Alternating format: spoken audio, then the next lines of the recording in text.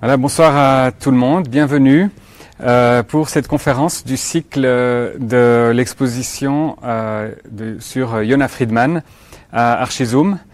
Nous sommes très heureux de vous accueillir, professeur Hernandez León, ici à Lausanne, à la faculté ENAC de l'EPFL.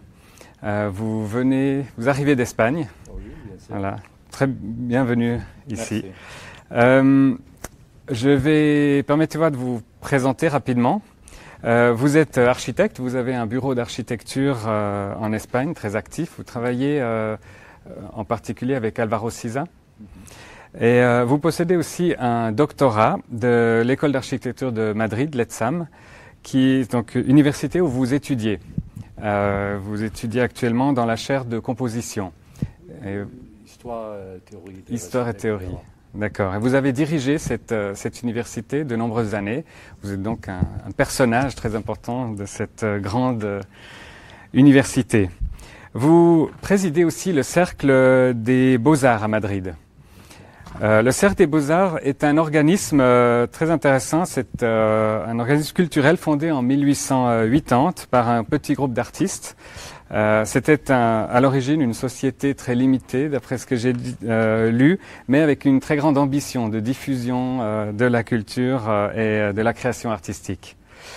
Vous avez fondé le magazine Passage de l'architecture et critique. Ça, c'est ma traduction. Je vais me risquer en espagnol. Passage de Arquitectura y Crítica. C'est très bien. Voilà. Oui. D'accord. Et vous collaborez régulièrement dans différents journaux sur l'art et l'architecture. Vous êtes aussi membre de la Fondation Architecture et Société, fondée par l'architecte Pachi Mangado, que nous connaissons bien dans cette école. Et vous êtes donc un grand observateur, commentateur et critique de l'architecture contemporaine. Vous avez écrit, entre autres, les livres Arquitectura Española Contemporánea et Spanish Contemporary Architecture, The Other Modernity, publié en 2007. Et finalement, vous vous êtes prêté au jeu de l'interview vidéo pour cette exposition, un interview qui est diffusé en temps normal sur cet écran pendant toute la durée de l'exposition. Et vous avez également généreusement accepté notre invitation pour venir nous parler ce soir de Yona Friedman. Je vous remercie et je vous cède la parole. Je vous remercie à vous et surtout, j'ai vu que vous connaissez bien surtout les choses du Círculo de Bellas Artes, c'est-à-dire que vous savez faire une recherche sur ça. Je me réjouis de la visite. Merci Cyril, merci. Pour moi c'est un plaisir d'être là à Lausanne pour parler de Yona Friedman, c'est-à-dire avec ce titre que c'est Yona Friedman et le fantasme, je pense que c'est fantôme de l'utopie. Non, parce que je n'ai fait le titre. Je pense que le ghost, fantôme, pas fantasme, pas fantasme. Je ne fais pas le titre. C'est un collaborateur, j'ai vu maintenant. Non, pas fantasme, fantôme. Le fantôme de l'utopie, c'est-à-dire the ghost of utopie. C'est pour que je vais parler pendant cette étape. L'histoire de Friedman, c'était pour moi un peu l'histoire de, peut-être on peut dire, mon biographie. Je vais vous montrer un visuel bibliographique. C'est un petit livre. C'est un livre qui a été publié la première fois à l'Espagne. Je pense que dans l'année 1971, c'est-à-dire à l'étape que j'ai fini mon étude d'architecture. C'est un livre qui s'appelle en espagnol Hacia una arquitectura científica, c'est vers une architecture scientifique. C'est un livre, c'est la première publication qu'on a fait sur des Yona Friedman à l'espagnol dans les années 70. C'est temps à l'Espagne, quand j'étais en finissant mes études d'architecture et de philosophie aussi. C'est une chose que tu ne connais pas. C'est que cette époque, pour nous, les étudiants que nous allons finir nos études, c'est une époque si intéressante. Pour nous, les images, l'iconographie, c'est archi grand, c'est-à-dire le mouvement anglais, et surtout c'est la France de 68, c'est-à-dire Louis Debord, c'est Deleuze, c'est tout le monde qui avait beaucoup d'influence dans ces moments-là. Et aussi, c'était livre, quand on a Paris à l'Espagne, c'était un peu un impact. Parce que, bon, nous connaissons dans ces moments-là, il y a d'autres livres, par exemple, d'Alexander Klein, sur la question de la projection avec des critères scientifiques, statistiques, méthodologiques. Mais c'est un moment que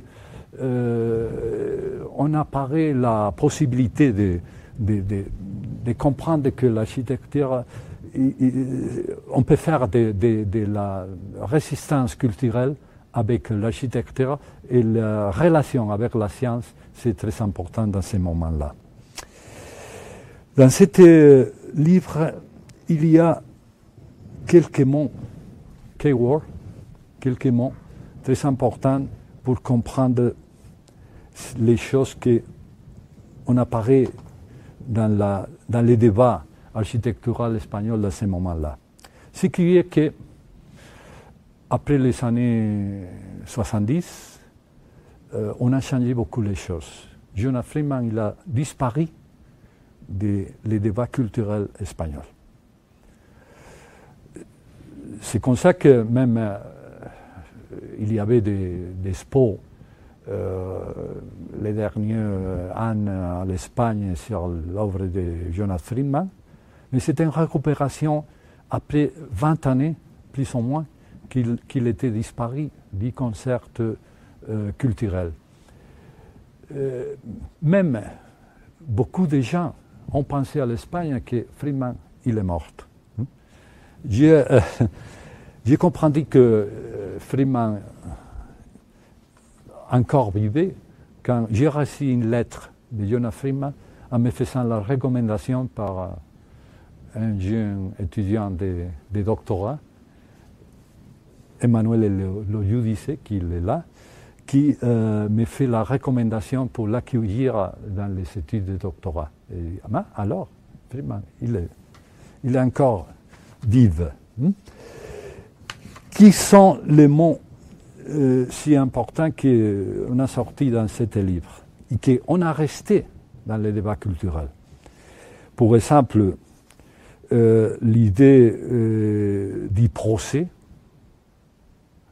dans les projets, pas la forme finale, mais les procès comme un procès, c'est plus important les procès que des mots comme mapping, c'est-à-dire la cartographie, pour connaître la possibilité aléatoire dans toutes les choses, les mots traducteurs, l'architecte comme traducteur.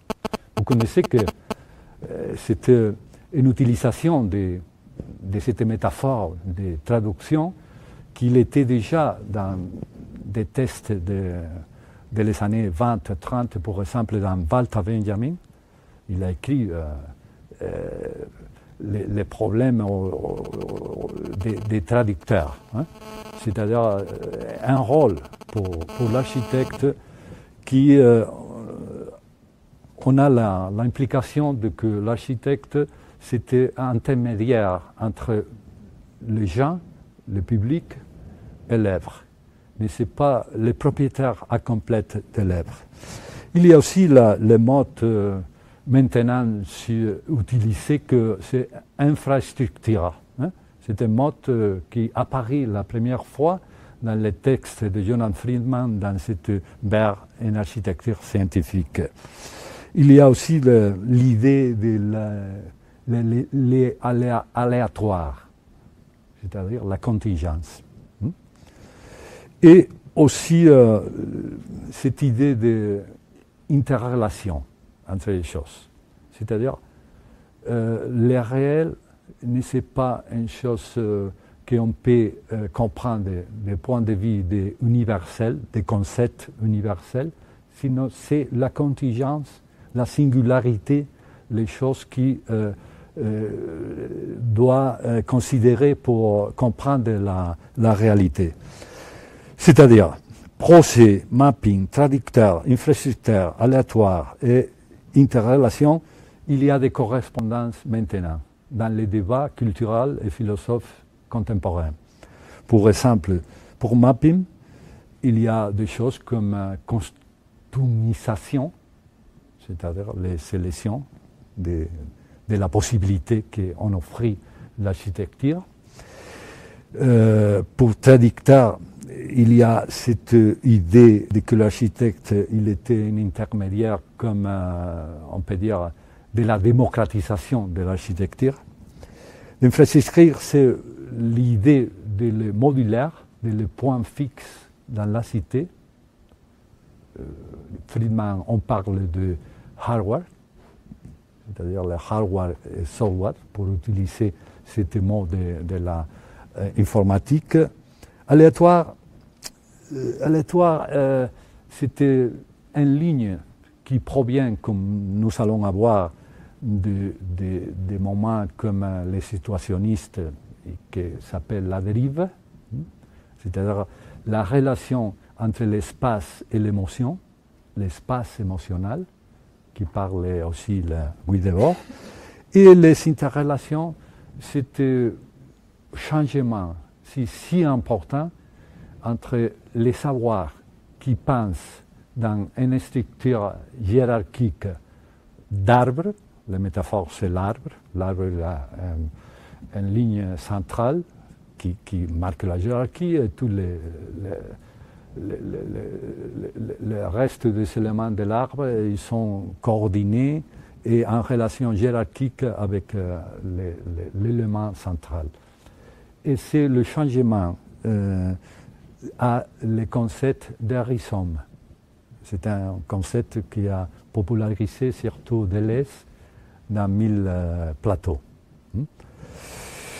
Bon, alors, qu'est-ce qui passe avec ça? Je vais parler d'un Friedman, je sais que les conférences, la première qu'on avait, on a parlé de la biographie de Friedman, de toutes les histoires de son relation. Alors, je sais que on connaît bien toute la biographie personnelle de Friedman. Je vais parler de Friedman en relation entre ce qui s'appelle la modernité, la vision radicale de la chose, qui est les premières Friedman, et après les conséquences de cette épistémée moderne qui s'appelle postmodernité. Mais ce n'est pas un style, c'est une chose plus compliquée parce que c'était un peu le système culturel qui a, après les années 90, on a été les années 90, les 80, on a été dans le monde culturel. Les premières choses que je vais voir ici, il y a un film là, qui c'est plus vite, de Friedman dans sa maison. C'est-à-dire la maison, que c'était une maison, un lieu de travail. Tout cet espace d'accumulation d'objets, de singularité. C'est une chose si spéciale parce qu'il y a beaucoup de choses qui nous mettent en résonance avec beaucoup d'expériences de l'avant-garde, c'est-à-dire de ce qu'on peut dénominer le modernisme radical. On peut penser dans, par exemple, l'atelier de Brancusi, on peut penser à Tristan Tzara, on peut penser beaucoup de personnages de l'avant-garde historique qui a cette relation avec les petites pièces, les petits éléments, les objets trouvés. C'est une chose, pour exemple, que même les Corbusier pratiquaient beaucoup. C'était Auger Trouvé qui signale la différence entre les Corbusier du purisme architectural, du rationalisme, et les Corbusier qui sortent, qui émergent quand il fait son expérience à l'Inde. C'est-à-dire quand on fait dans l'Europe, à la France, Ronchamp. Ronchamp, on peut expliquer cette architecture du point de vue de cette idée de réunion ou assemblage des pièces d'Auger Trouvé. La première chose que je vais dire que c'est l'idée des procès. Il y a un philosophe, un critique de l'esthétique italien, Luigi Parisson, qui a écrit dans cette époque, plus ou moins, son livre, son chef-d'œuvre, qui s'appelait Esthétique, théorie de la formativité. Parisson, on raconte là, on dit des choses si importantes pour comprendre cette idée des procès comme plus important que l'idée de la forme. Par exemple, Parisson, on parle de les former comme faire, entre virgules, faire, les faire. Je répète, les former comme faire, qui invente la manière de faire. Et Parisson, il va utiliser un ancien mot d'origine grecque. C'est le mot poiesis, pogème.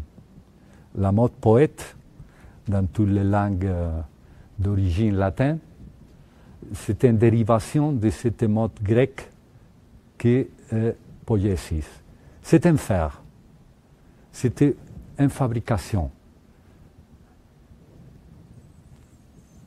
Le poiesis, c'était une fabrication, mais une fabrication créative. Et l'important dans ce procès, c'est même le procès, mais l'idée qu'il y a avant pour réussir accueillir une forme déterminée. Cette idée, qui c'était une idée moderne, c'est si important, même avec cette explication d'origine grecque, mais c'était si important parce qu'il y a beaucoup d'expériences de la modernité qui a cette conséquence de faire son intention, son condition principale dans les procès. Par exemple, si nous pouvons réfléchir sur tous les procès de construction, Peter Eisman, Schumi, etc., l'idée des procès, les poiens ou poiesis, c'est le plus important. C'est-à-dire, même avec l'ordinateur, on commence un programme qui s'appelle Morphogenesis, qui la forme, même pas si contrôlée pour l'architecte, on développe toutes les conséquences.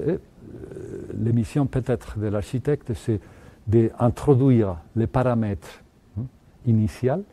C'est pour ça qu'il s'appelle les paramétriques, l'architecture paramétrique, et prendre la décision de finir le procès. Mais alors, l'important, c'est comme la forme, il y a toujours de la forme dans l'architecture. On répond à ces procès. C'est comme s'il y avait les marques de tous les procès indifférents à la décision de l'architecte qui est recueilli dans tout ça.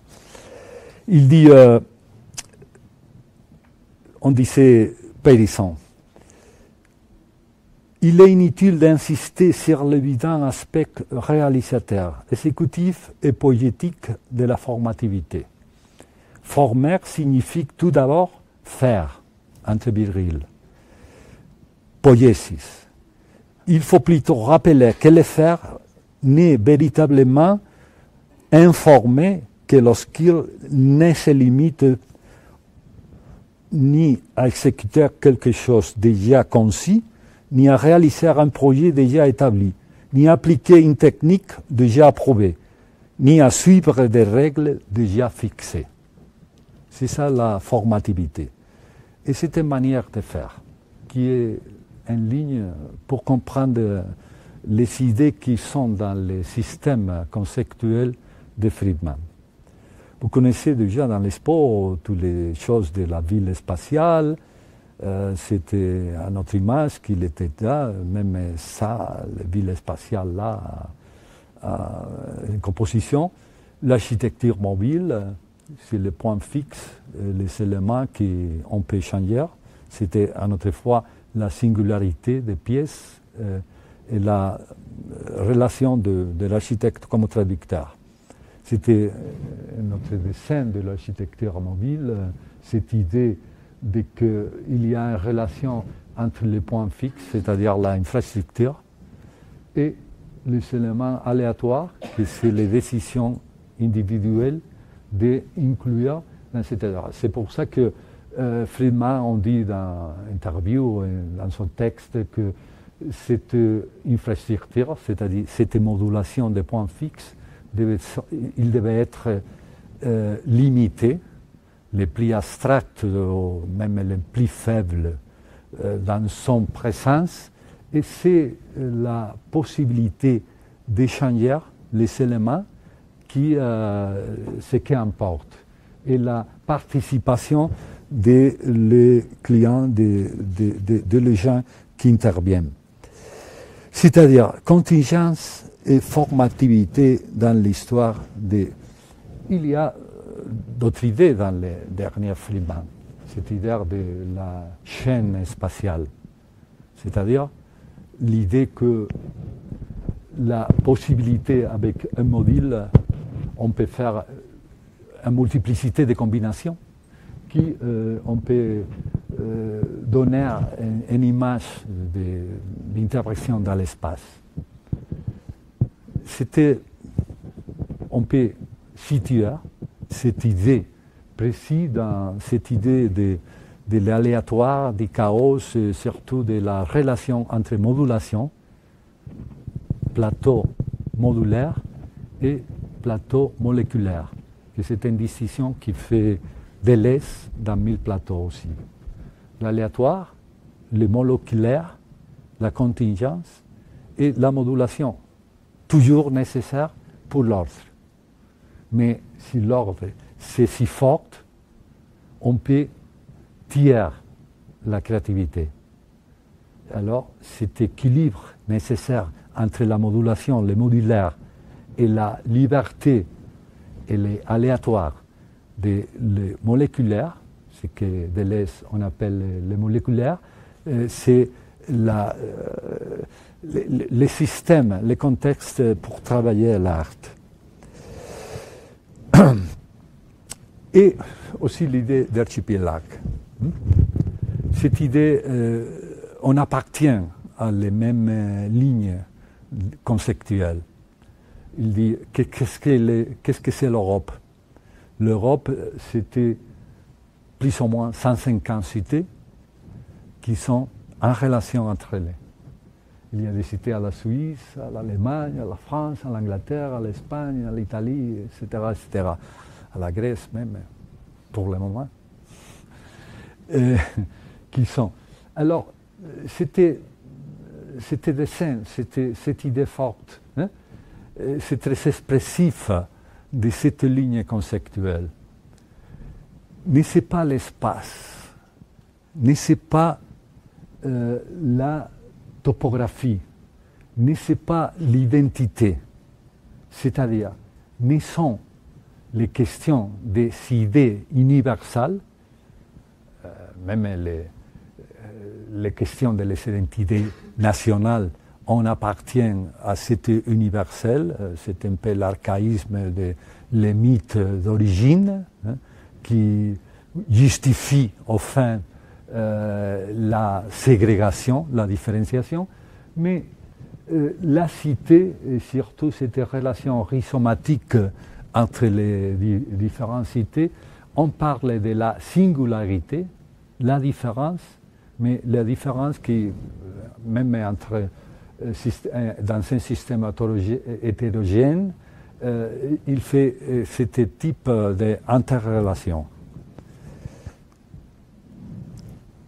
Et au fin, les dernières expériences qui fait Friedman, le musée dans Lori, l'espace ouvert, et nous avons ici l'expérience du musée à Venise, et tout ça, que c'est une autre chose. Alors, qu'est-ce qu'on peut dire des relations entre les Friedman qui avaient cette idée des scientifiques et les Friedman qui, au fin, il fait cette chose.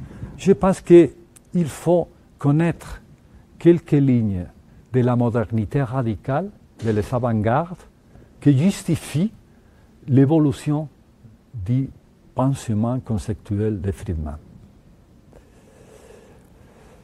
Vous connaissez aussi Archigram, c'était des dessins, il y a beaucoup de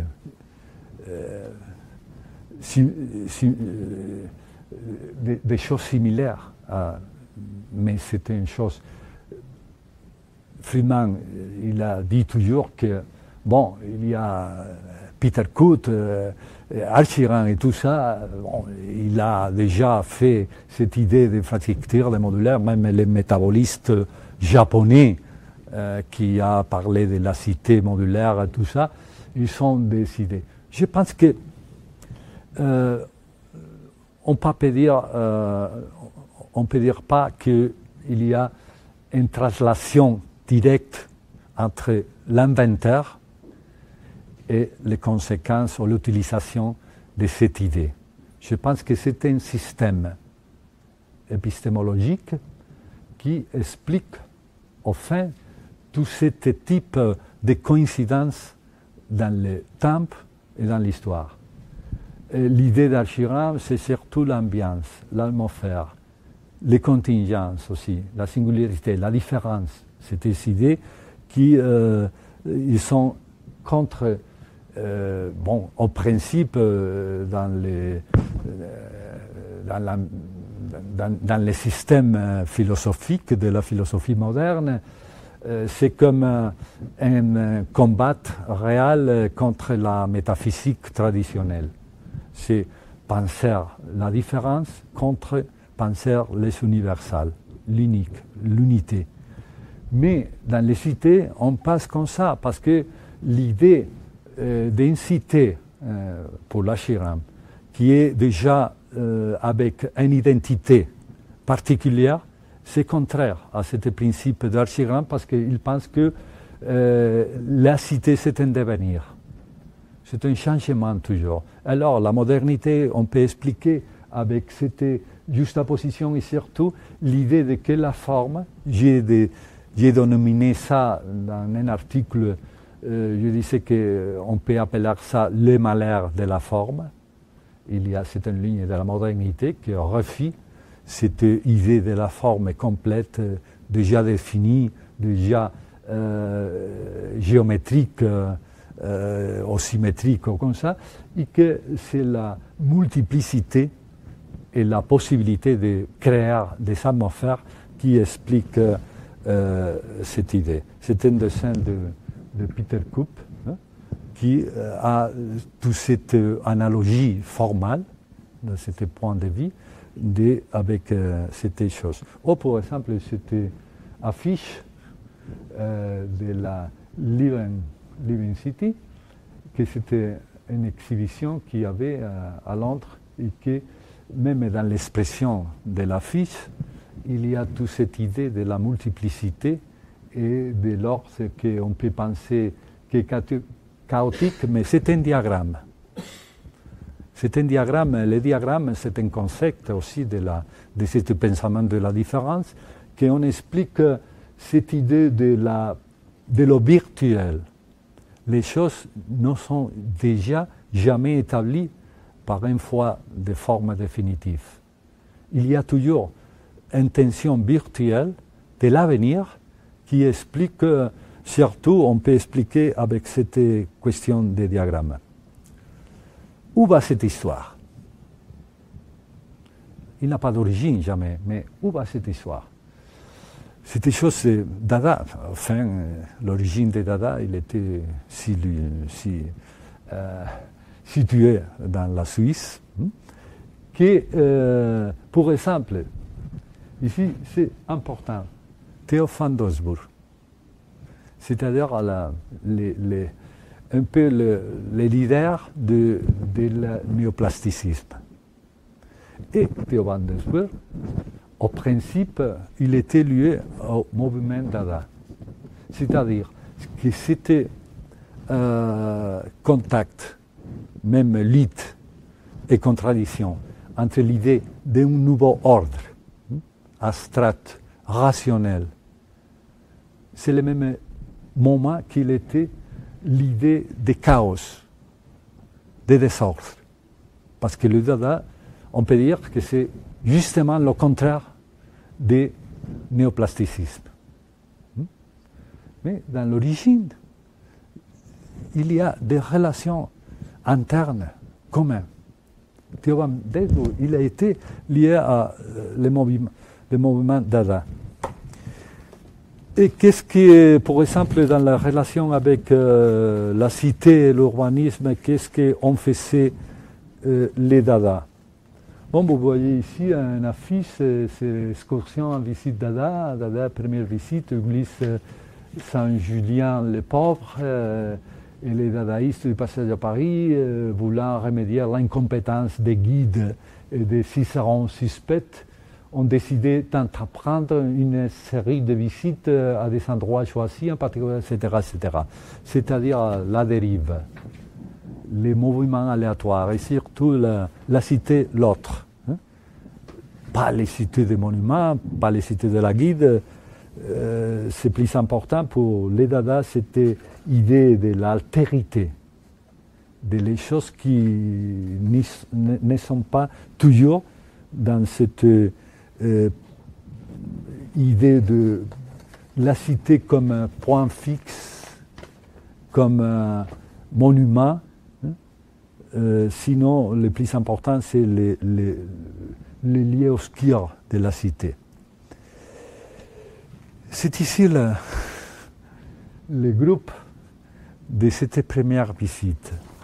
Vous pouvez de gauche, de mon droit à votre gauche jusqu'à le droit, ils sont les personnages. Jean Courtry, Georges Desparbet, André Breton, Georges Rigaud, Paul Éluard, Georges Ribéman-Dessaigne, Benjamin Paré, Théodore Frankl, Louis Aragon, Tristan Tzara, Philippe Saupold. Et ces premières visites dans l'église Saint-Julien-le-Pauvre, tous les gens. Qu'est-ce que c'est l'origine d'autres modes, c'est important pour les concepts de paysage urbain, et surtout sur la critique de l'urbain, c'est-à-dire les modes psychogéographie. Un mode qui on appartient vraiment à l'international situationniste, mais qu'on a arrivé jusqu'à nos jours comme c'était autre possibilité d'être. Qui est la dérive? C'était visiter les espaces et la cité sans plan fixé. Il y a une autre idée littéraire dans ça. Par exemple, Baudelaire ou l'interprétation qui fait Walter Benjamin, le philosophe allemand, sur l'idée de Baudelaire, les flâneurs. Les personnages qui appartiennent à l'idée de la métropolité, c'est-à-dire de la cité métropolitaine, la grande métropolis, qui n'a pas d'objectif, qui n'a pas d'intention explicite dans son mouvement. Il se promène pour la cité, pour la vie, sans objectif, sans intention. Simplement, on va faire une cartographie de la cité différente, aléatoire. Contemporain, dans les années 50, 60, constante sur de l'international situationniste. Il fait surtout ce symbolisme. Vous avez vu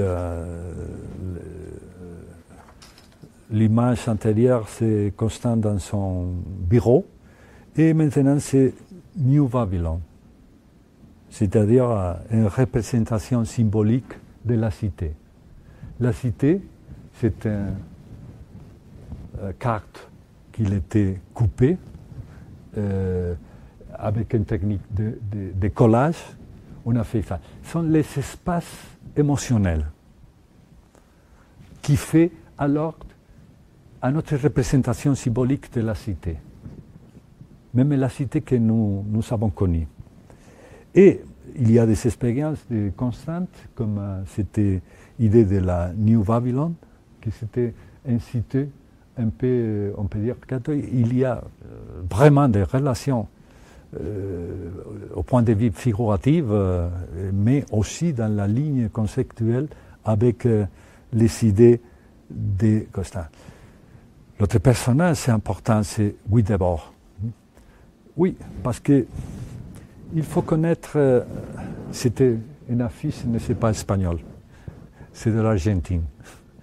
C'était une affiche d'une conférence sur Guy Debord, l'idée de la société de spectacle, l'aliénation, toutes ces choses qu'il était maître pour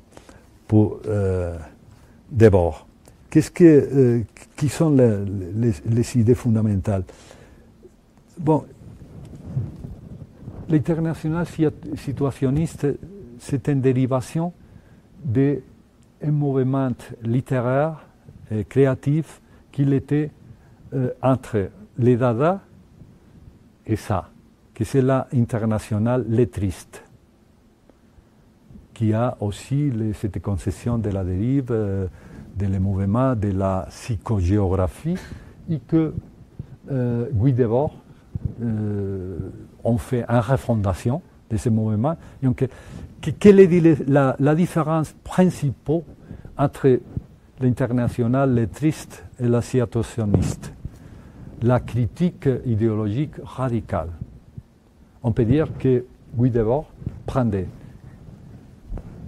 à Marx et l'international lettriste. Et alors, il fait l'international situationniste, que c'était un mouvement qui a l'intention de faire la possibilité de l'utopie, c'est-à-dire la révolution. Il faut comprendre que c'était un mouvement de Guy Debord, que c'est de les années 60, 59, 60, 62, 3. L'international situationniste, il était créé dans les 57. C'était un peu l'ambiance, l'atmosphère culturelle qui a, par conséquence, mai de 68, à Paris et à la France. Et les idées de Guy Debord, c'était aussi à beaucoup de résonances entre Constante,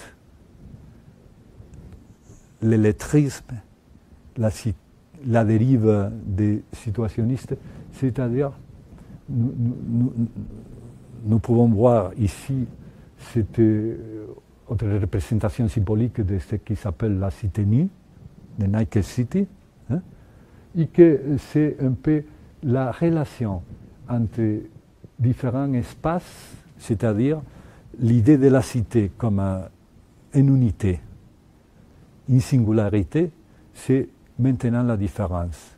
Les espaces émotionnels, les ambiants émotionnels, c'est qui ont fait à notre différente cartographie dans ce moment-là. Oui, d'abord, par exemple, il écrit, il fait du cinéma. Il y a, par exemple, le premier film qu'il fait, oui, d'abord, c'est Le Sirolement de Marquise de Sade. C'est un film que pendant 20 minutes, l'écran, c'est noir. C'est tout, les images. Et oui, d'abord, parle. Il réussit que les gens qui assistent à la première de ce film à Paris, on résiste 5 minutes. Après 5-6 minutes, tous les gens ont fait la bagarre, mettre des scandales. On devient qu'on doit, finaliser la projection. Il fait des... Après beaucoup de films, je pense qu'ils sont 4.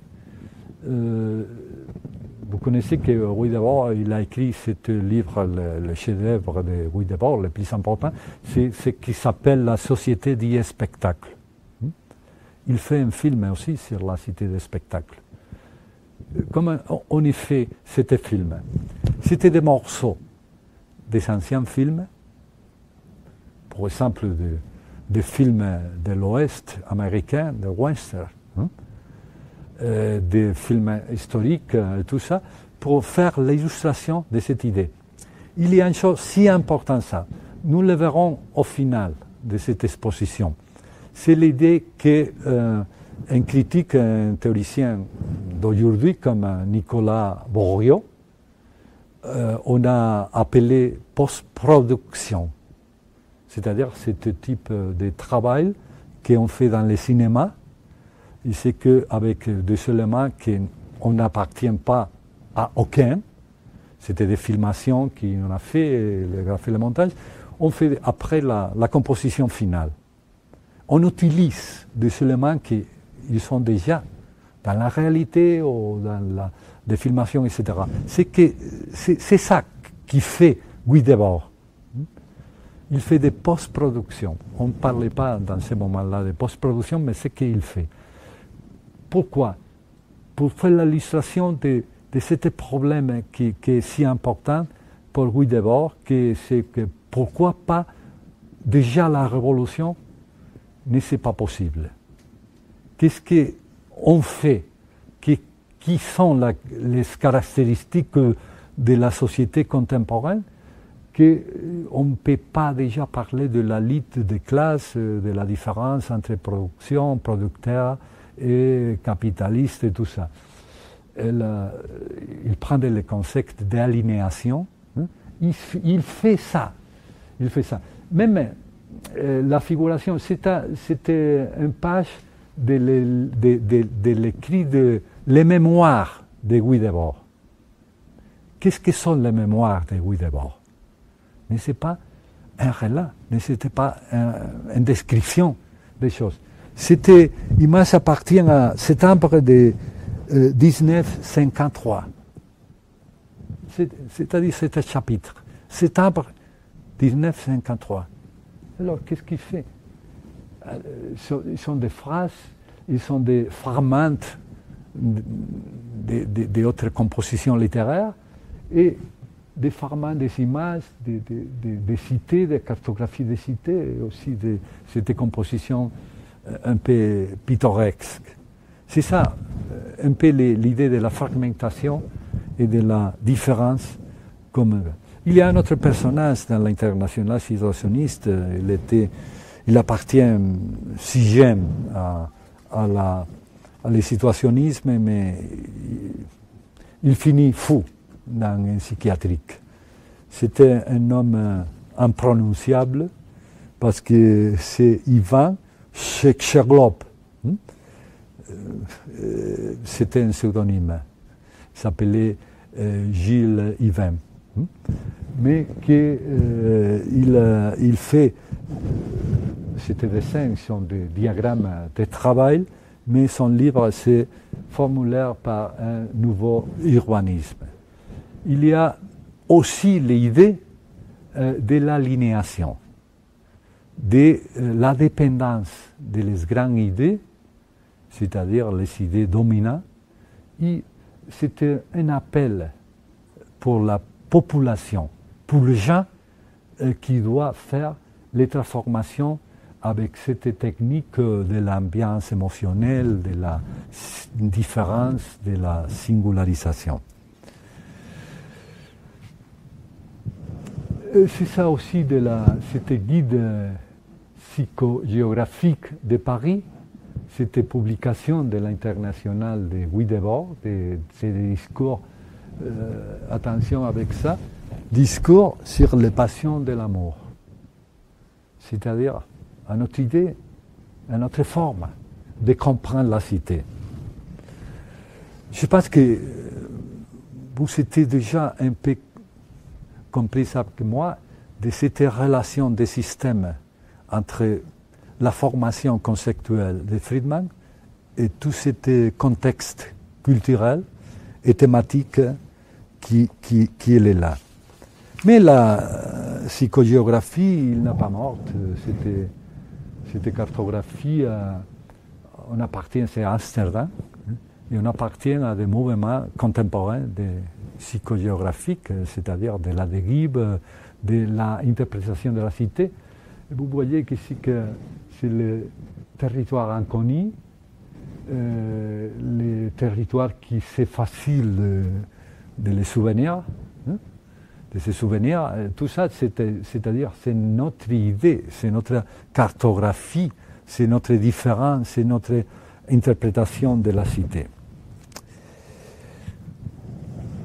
Dans l'international situationniste, il y a une publication que c'est Potluck, que c'est une publication un peu, je pense qu'ils sont 23 ou 27 numéros qui sont publiés. Maintenant, ils sont des vidéos bibliographiques aussi. Et qui c'est l'organisme, l'ORAN, c'est-à-dire la plateforme d'expression de Guy Debord. Guy Debord, c'était un radical aussi, pas seulement avec les idées, mais avec la formation et l'admission des personnages ou des collaborateurs dans l'international situationniste. S'il y a quelqu'un qui a l'ambition d'être artiste du point de vue conventionnel, il était déjà séparé du groupe. Ce qui a l'importance dans l'international situationniste, c'est le compromis avec l'aléatoire, la psychogéographie, mais des points de vue de la possibilité de faire une révolution totale contre ce système capitaliste. Cette mode Potluck, c'est curieux. Il y a quelqu'un qui sait que signifie Potluck? Vous voyez,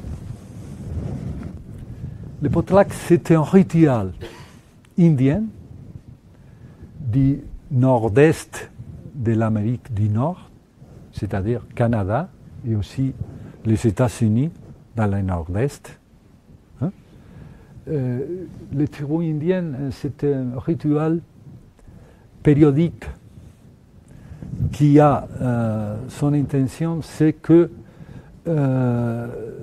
chaque année,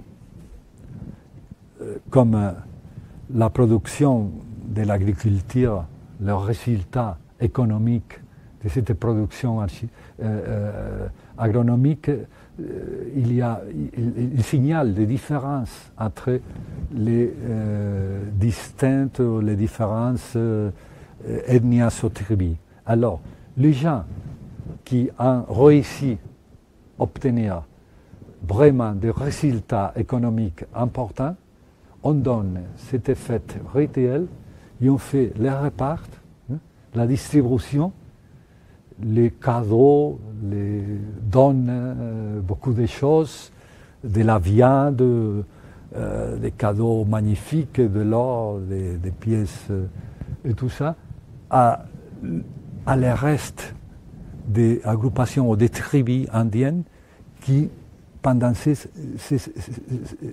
ans, il n'a pas obtenu ces résultats. Ce sont les boss de Potlatch dans cette année. C'était rituel, cette expression. Regardez ça. Et pensez un peu dans les maisons de Friedman. Il y a beaucoup de choses intéressantes, ça, et surtout la question c'est pourquoi les situationnistes, et surtout Wiedeborg, il a adopté cette mode de Potlatch pour cette publication.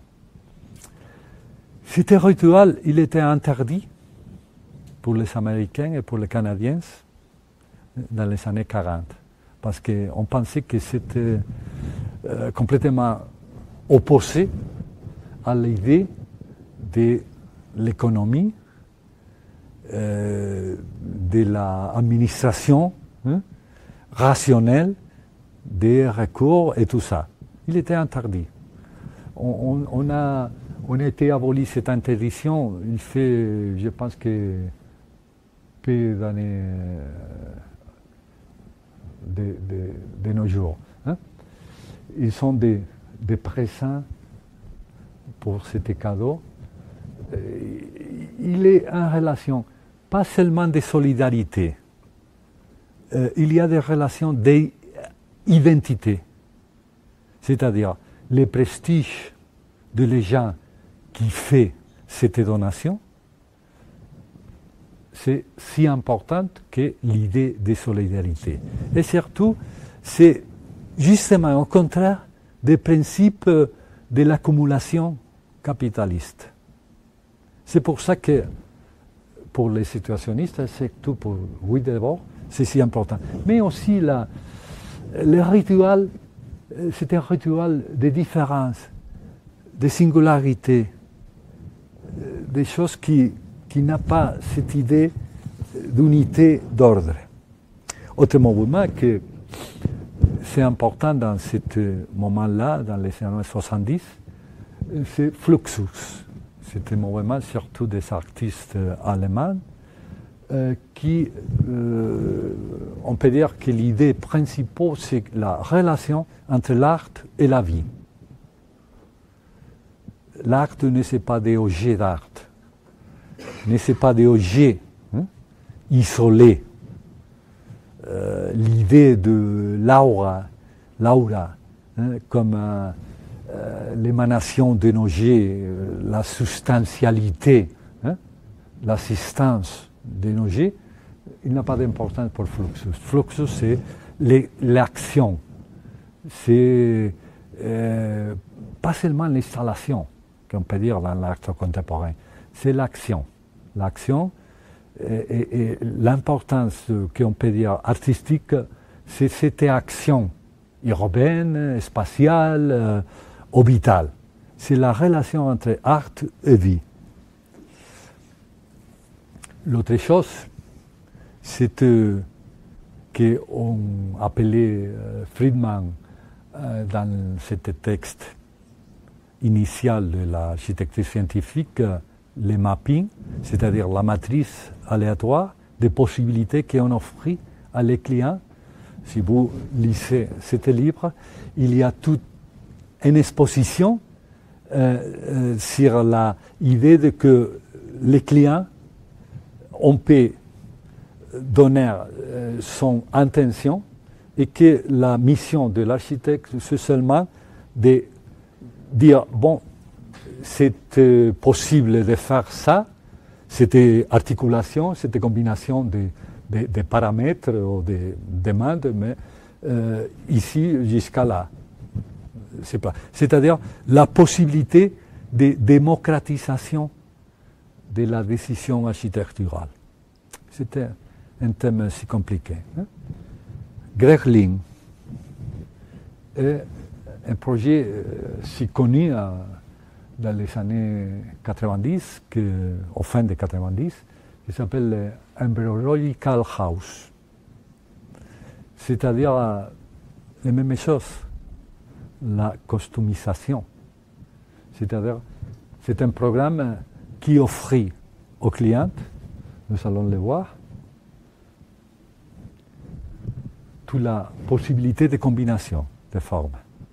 C'est le computer, l'ordinateur qui fait tout ce type de distribution. Et alors, enfin, les clients, on peut faire sa maison.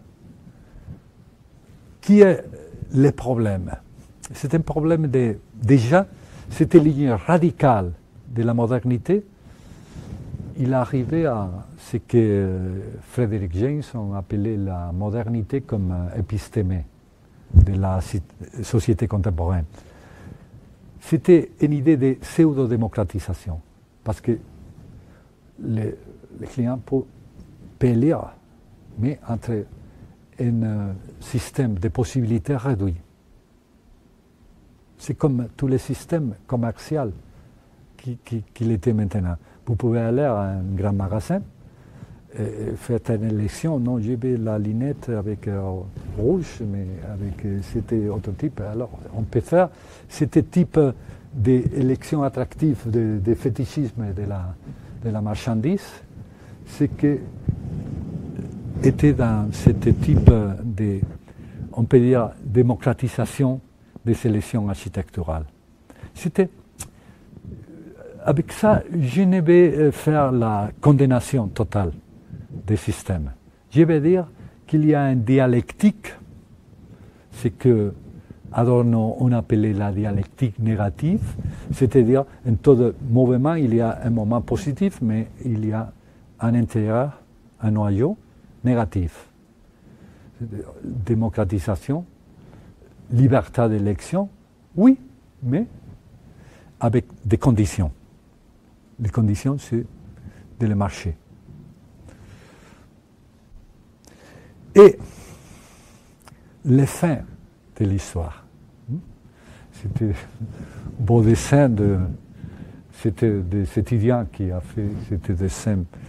C'est un concept mode qui a utilisé, qui a créé, qui a proposé Nicolas Bourriaud. Il était maintenant le directeur de l'école des Beaux-Arts à Paris. Il était critique à Bourriaud, il est curateur de plusieurs biennales et tout ça. C'est un critique d'art si important. Il était jeune, mais si important maintenant, avec beaucoup d'influence dans la production artistique contemporaine. Il a utilisé le mot radical. Le mot radical pour les artistes contemporains. Et les étudiants disent l'artiste rate dit Kant, c'est-à-dire les philosophes. C'était un dessin humoristique, la rate dit Kant. Qu'est-ce que. C'est-à-dire, bon, dans ce dessin humoristique, il y a des choses si profondes que simplement la caricature. Parce que Kant, c'est le philosophe de la extériorité, de la rationalité extérieure, c'est-à-dire de l'ordre, de la mesure, de beaucoup de choses qui sont, on peut dire, confrontées avec cette idée de la différence contemporaine. Qui fait ces artistes radicaux et que veut dire le mot radical? Vous voyez qu'il y a une relation entre radical et radical. C'est-à-dire il y a un rayon, comme dit-on en français, le raïf, racine. Radical vient de racine, c'est-à-dire les formes de s'être attrapé au sol. L'idée de Bourriaud, en expliquant les formes de faire de cet artiste contemporain, c'est dire qu'il y a un changement si profond dans la postmodernité. L'artiste radical, c'est-à-dire l'artiste de l'identité, de liens concrets, d'une culture spéciale, qui a son racine dans cet lieu, dans cette culture. La globalisation contemporaine fait que l'artiste ne s'est pas radical. Il n'y a pas de racines fixes. L'artiste, c'est un voyageur. Pas seulement physique, il y a beaucoup d'artistes que maintenant, ils sont des nomades, hein, mais des points de vue, les points de vue culturels. Mais ce n'est pas hybridation, ce que dit Varro. Ne c'est pas translittération, ne c'est pas des transférences d'influence, c'est des radicaux, c'est-à-dire cette idée de la personne ou de l'objet ou de la fleur au point de vue biologique qui dans ce nomadisme, il va prendre des racines, des petites racines dans chaque lieu. Alors cet artiste, c'est une chose. Qu'est-ce qu'on fait? Par exemple, les exemples qui nous donne Borgio. Jorge Pardo, il fait des manipulations des pièces, des installations avec des pièces de Álvaro Aalto, de Jacobsen, de Noguchi. Et qu'est-ce qu'il fait? Il fait la reprogrammation d'œuvres qui déjà existent. Il fait une composition, une installation avec des objets qui ne l'appartiennent pas à lui. D'autres exemples de cet artiste contemporain radical, c'est par exemple Dejano et Heyer, Planin Dejanov, et Svetlana Heyer, qui fait ce type d'installation. C'est-à-dire, sur plateforme minimaliste, il fait avec d'œuvres d'art d'autres personnes ou des objets des designers et qu'on a acheté, sont achetés pour l'artiste, pour les artistes. Et avec cet achat, on met l'installation. Ou par exemple, Dominique González Forester, c'est une installation dans la Tate Modern à Londres. Ce sont des installations qui sont des sensations d'art. Aussi avec des images un peu avec flou et surtout avec l'idée de que c'est les spectateurs qui doivent faire les mélanges de toutes ces pièces. La relation entre la singularité, l'individualité, les nouveaux sujets de la postmodernité et les sujets qui sont objets trouvés.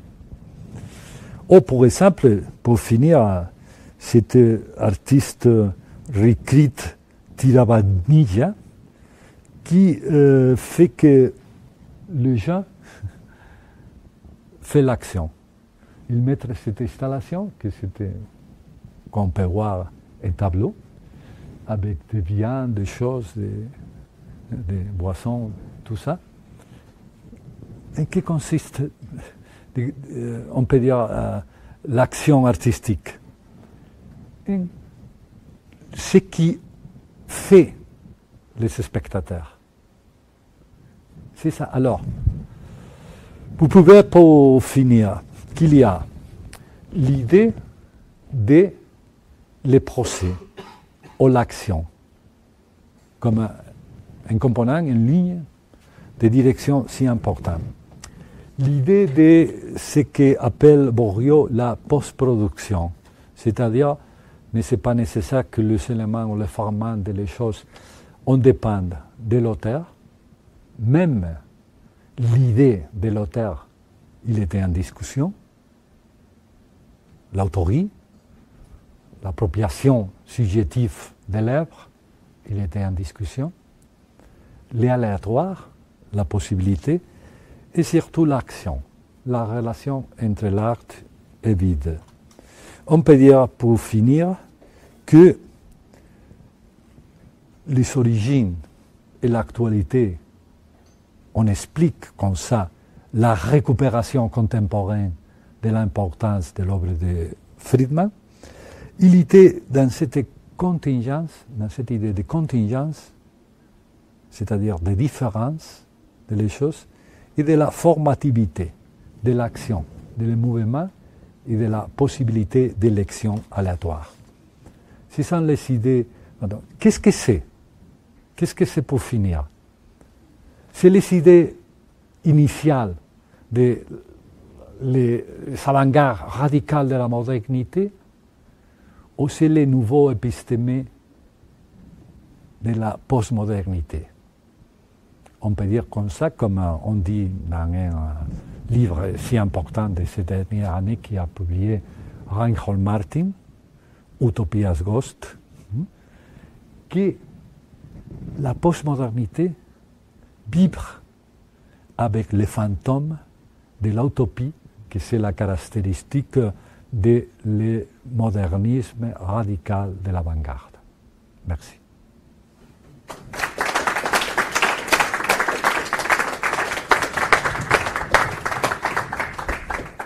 Merci beaucoup. Peut-être que quelqu'un a une question, si vous voulez entamer une discussion. Sinon, je vois qu'il y a des verres qui se préparent derrière. On peut aussi, parce qu'on est un comité assez récent, on peut discuter autour d'un verre. Oh oui, bien sûr. Alors, Madrid. Ça m'a plu beaucoup l'image de l'origine de Podlack, parce qu'il avait un rite, on a vu les ateliers de Jonah Friedman, il a beaucoup étudié sur les rites anciens, même il a raconté les rites dans l'époque. C'est une question parce que je ne l'ai pas très clair. Dans l'époque, il avait aussi l'architecture, on va dire, le structuralisme.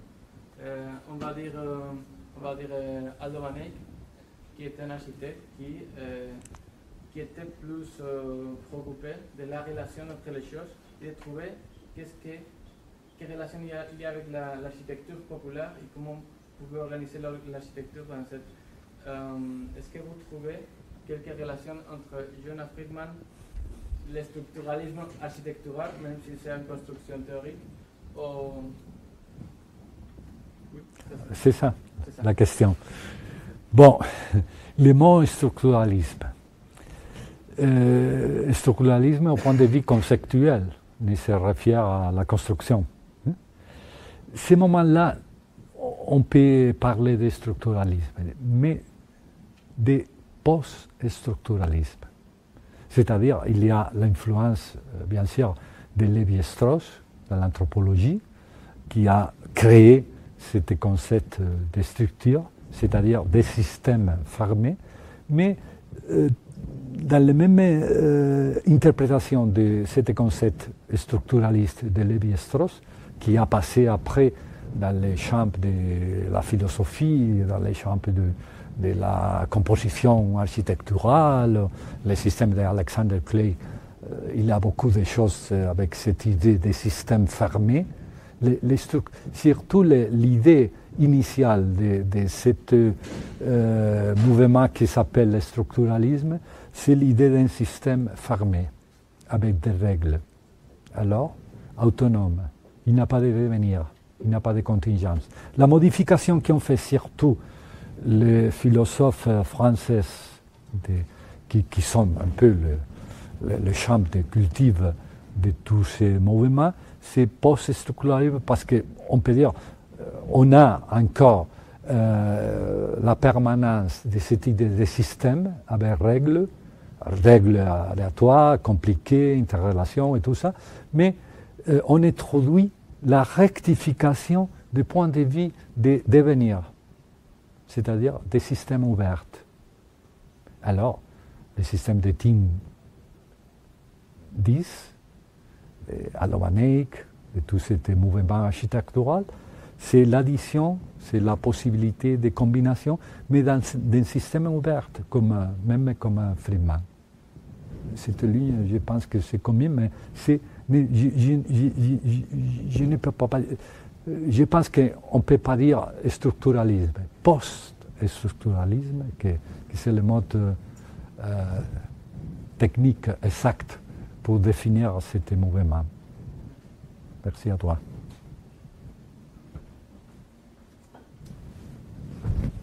Alors. On n'a pas une cinétape de Tiravania, mais.